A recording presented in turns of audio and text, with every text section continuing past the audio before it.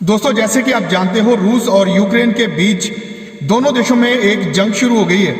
तो बहुत सारे लोग हैं जो यूक्रेन में फंसे हैं, हमारे भाई बहन, हमारे बच्चे जो उधर पढ़ने गए हैं, बहुत सारे लोग फंसे हैं। तो ये जो नंबर आपको डिस्प्ले पर मैं दिखाऊंगा और लास्ट में मैं एक बार फिर दिखा दूंगा ये नंबर, ये मिनिस्ट्री ऑफ एक्सटर्नल अफेयर ने जारी किए हैं और उन लोगों के ये नंबर हैं जो आपकी मदद के लिए यूक्रेन में पहुंचे हैं।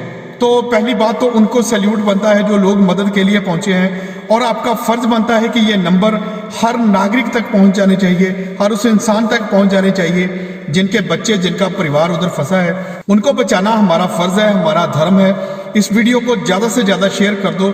ये वीडियो भारत के हर नागरिक तक पहुंच जानी चाहिए, उनको ये नंबर जरूर मिल जाने चाहिए। और आप ये नंबर अपने उन भाई बहनों तक जरूर पहुंचा दीजिए किसी भी तरह से जो इस वक्त यूक्रेन में फंसे हैं। प्लीज, किसी की मदद हो सकती है। आपका एक शेयर किसी के परिवार को, उनके परिवार का कोई सदस्य मिला सकता है।